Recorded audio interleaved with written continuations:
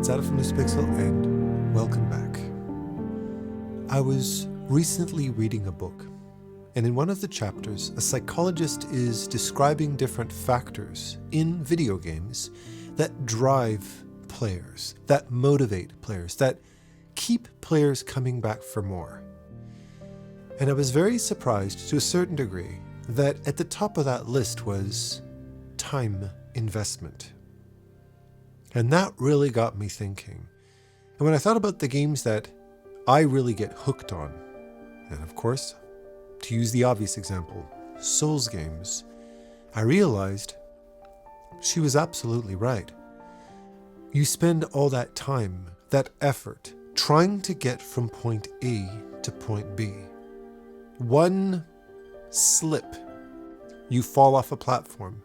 One mistimed dodge, and you get killed by a monster, and you're sent right back to the beginning line.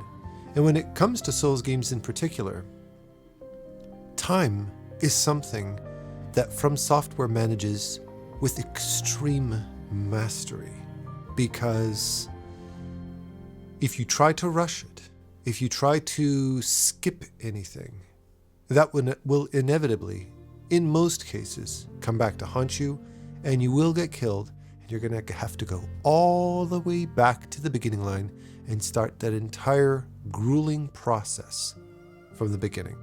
And I would argue that the more recent Souls games get, that factor remains, but it has become slightly less brutal than the original Souls games. Less bonfires that you can rest at, or graces that you can rest at. More mobs, less places you can run past and skip past mobs by. More dead ends that force you to fight, and usually die. Yet, despite the grueling outcome of our repeated efforts and dying and having to start all over again, we keep coming back. Because what From Software have done is they have managed, with extreme mastery, the effort and time you put in and the rewards you get at the end of it. But they push the line as far as they possibly can before you give up entirely. They don't entirely defeat you. They just push you to the edge of your threshold. I found that a very interesting fact that got me thinking. And as my brain does, it went off on a bit of a tangent. And I want to walk you through this tangent that my mind went through, because I realized the more I thought about it, how much it relates to many of the conversations I have with my students who might be going through a little bit of a rough patch in their career of every single age for different specific reasons. And what it is that is being managed and manipulated and controlled very often by things like social media, by different types of consuming content, by different lifestyles, by the modernization of technology. And what you realize is time is at the foundation of so many of these things that we are affected by in very profound ways that, a lot of cases, will dictate the trajectory of our lives, of our careers, of our relationships. I want to walk you through a few of these. Being 22, 23, my daughter's age, 25, working in a studio, not being the best in that studio, feeling like other people have accomplished more than I have by then. There's the time factor, by then. I was beating myself up about the fact that somebody else had managed to accomplish more in that same span of time, or, even worse, less time than me. Fast forward to my late 20s, my early 30s, and maybe my career isn't entirely set in stone yet. I've had a couple of little successes and failures. It had been a very wishy-washy process. And I'm not established yet. Yet, there's that element of time, that clock, that deadline looming over me. Fast forward into my mid-30s. Things really start to pick up for me. My mid-30s to my early 40s were the big growth period of my life professionally, or at least when things started to come together. And when they started to come together, my friends, my colleagues, my fellow artists, people who I hold in very high regard, people who I love and respect, showed a lot of love and respect for my accomplishments, but you could tell were very hurt about the fact that they hadn't necessarily accomplished that themselves.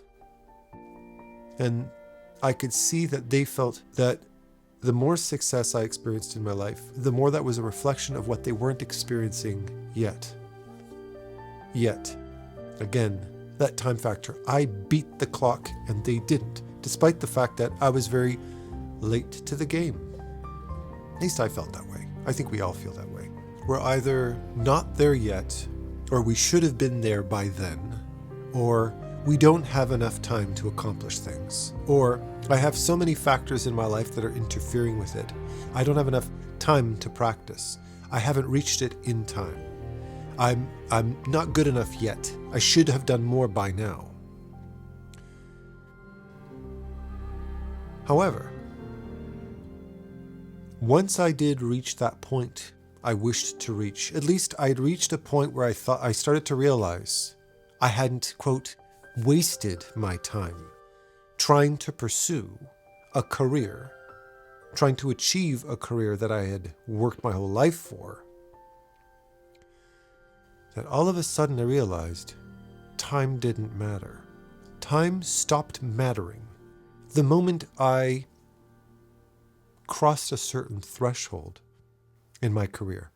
Once I reached that point, I started to relax, and all of a sudden that time constraint of achieving something within a certain period of time started to go away almost instantly.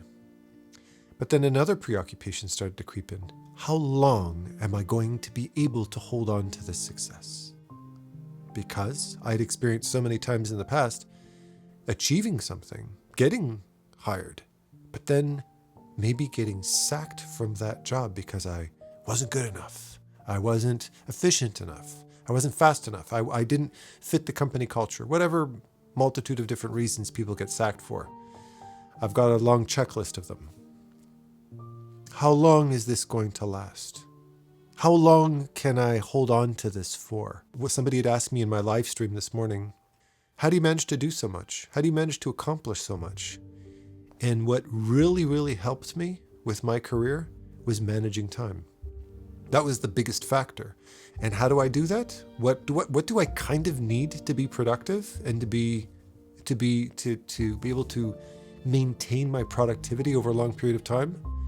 Scheduling myself religiously. Because if I don't, then the pattern of my life starts to fall apart. I start to lose control of time and things start to slip out of my grasp. So I've managed to maintain this structure in my life for approaching decades now, due to the fact that I learned how to manage my time well. And notice the fact that I just put emphasis on the word my time. But since I started my own business and since I started my online school, LUCIDPIXUL, and I became a regular YouTuber and I started producing regular content, I could easily fit everything into these nice molds in my schedule in order to make everything work very fluidly. It's all been about managing and structuring time in my life. And my careers and my feelings of success and failure were always wrapped around this element of time. The whole reason I'm bringing this up with you is because it's most likely affecting you too. I can say with confidence that most artists, in some capacity, really struggle with something. They struggle with a feeling of inadequacy. They struggle with a feeling of being too young, or being too late, or being too old. What could my preoccupation be right now that I'm 48 and I have a full-time business? What would be my preoccupation? Well, how much time do I have left? How much time do I have ahead of me? So what do? I take as good care of myself as possible so I can contribute something of value to society until my dying breath. I want to be like Chuck Jones, who was drawing cartoons and murals. He was drawing to the bitter end. He never stopped producing things. He was always creating. He was always being magnificent. He's a very big role model for me. He always has been. And I want to be that too. I want to celebrate my centennial with you on my YouTube channel. All right, so everybody, pencil in my centennial. We'll throw a big bash on YouTube. Okay, a centennial, by the way, means your 100th birthday. Once I reached that place in my life where things started to kind of come into structures, things started to fall into place. Number one, I started taking control of my time. And number two, the amount of time it took me to get to that point in my life, all of that time that I had spent to get there didn't matter anymore because it was time that was gone and I no longer had control over. And what I want you to start to realize in your life is where you are and what you're accomplishing at this particular moment in your life. The amount of time that it's taken you to get there, how much time you have to achieve it. And sometimes that time pressure is by somebody else. Like you might have a family that's really pushing you to succeed and that's making you feel time starved all the time. You need to stop and meditate on the thought of reclaiming your moment, living in the moment, letting go of that fictional condition on your life.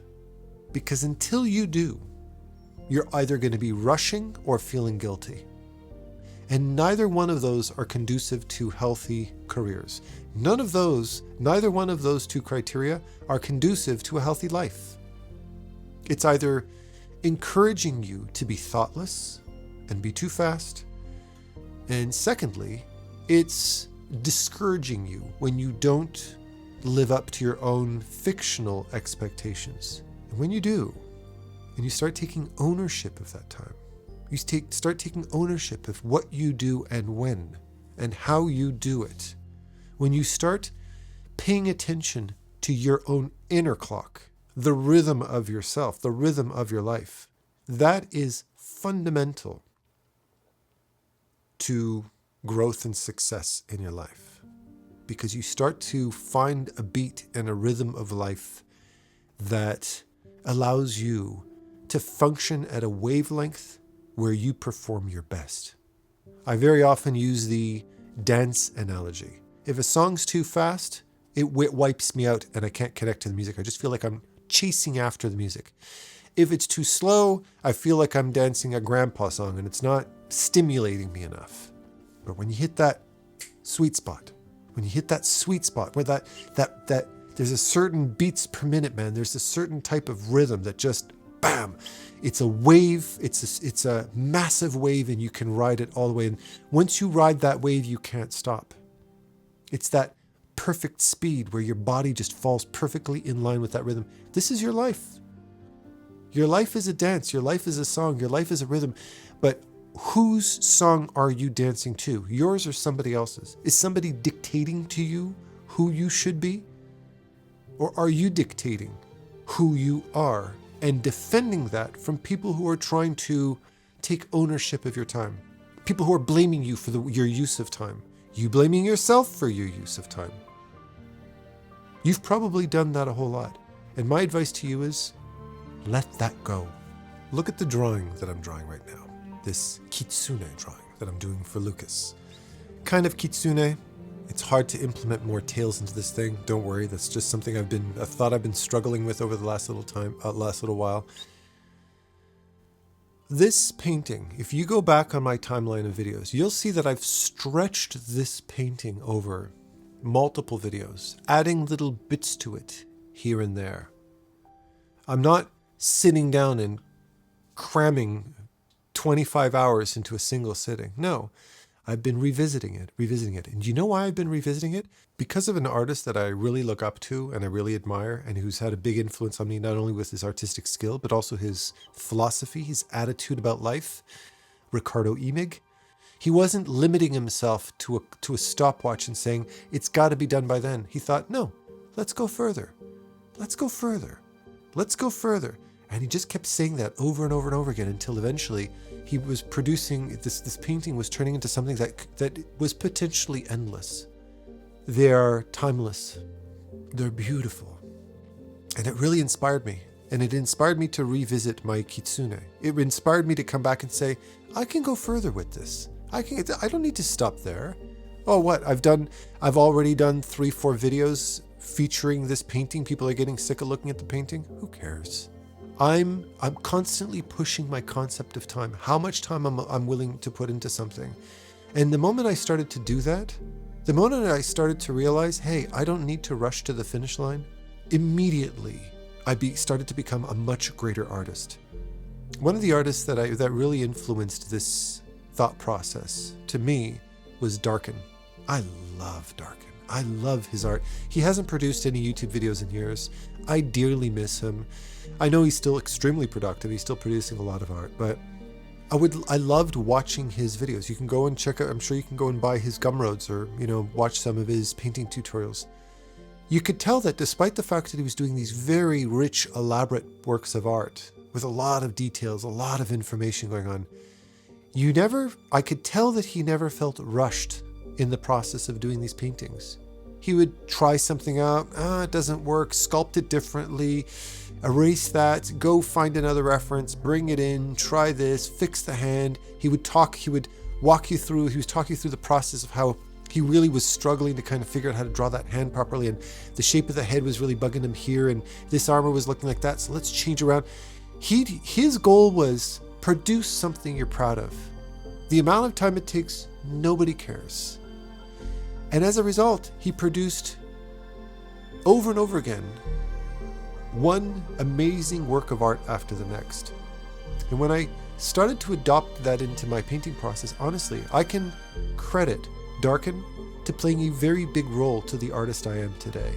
His thought process, his philosophy, his attitude was something that really helped me to grow artistically.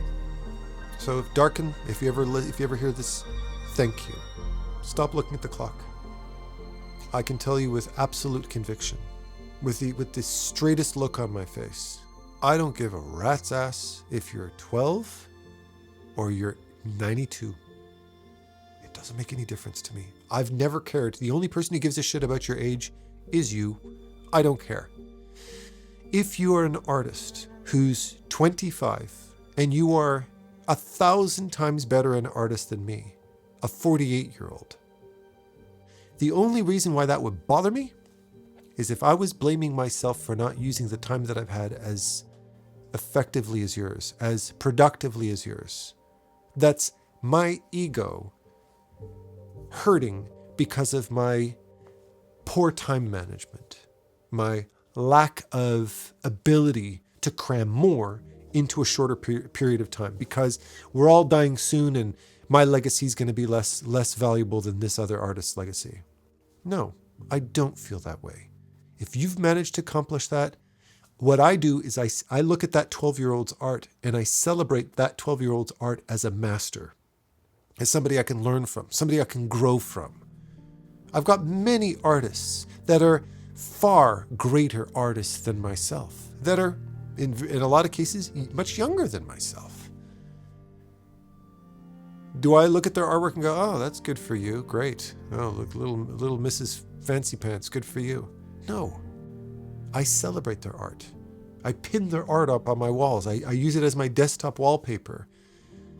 The only reason why I would ever be hurt about their accomplishments is because I was focusing on that time investment that I'd made and the fact that they did a better job with it.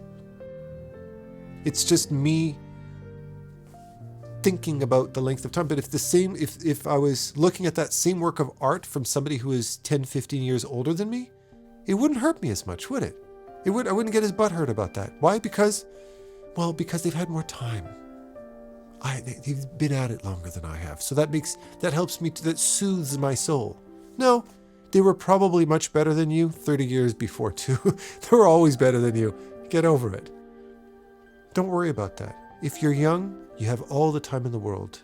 If you're in your 30s, you're not too late. If you're in your 40s, you're not a could have been but shouldn't. If you're in your 50s, you're just fucking getting started. Okay? And if you're in your 90s and you're just picking up something for the first time, what you've just done is hit the reset button on your clock. You are starting something new. And I want you to enjoy and appreciate that process moving forward.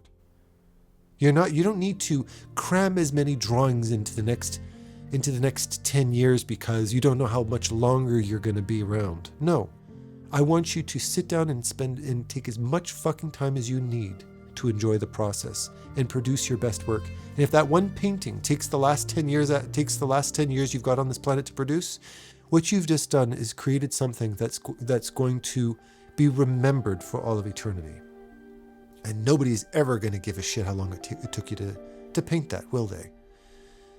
The last thing I want to talk about is how social media and how the world that we live in today is tampering with this inner clock. I'm not one of those old guys who gets all bent out of shape because, kids these days and TikToks and shit like that. I'm not that type of person. I embrace change. I celebrate change. I do my best to be a part of it. I've always been that way. But I'll be honest with you. I have a real chip on my shoulder about where social media is going.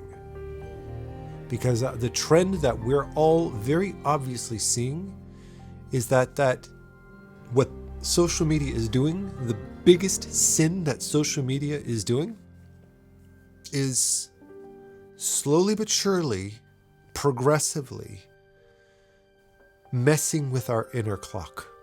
If you give yourself permission to take as much time as you need to get something done, you have my promise that this time, in a month from now, your artwork will have visually improved in a very, very profound way.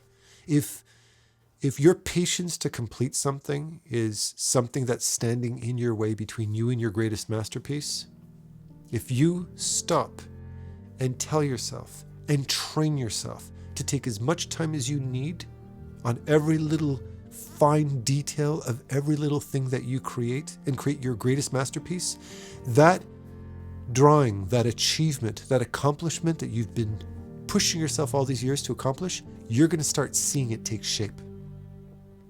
You're going to start witnessing yourself become the artist you always wished you could be. And I'm pretty sure if there's anything standing in your way, number one, it might be you just need to work on the fundamentals. You're just a little new to the game and you still have to work on those fundamentals. But once you've got that under your belt, time is your only obstacle after that. And once you master that, everything else will start falling into place.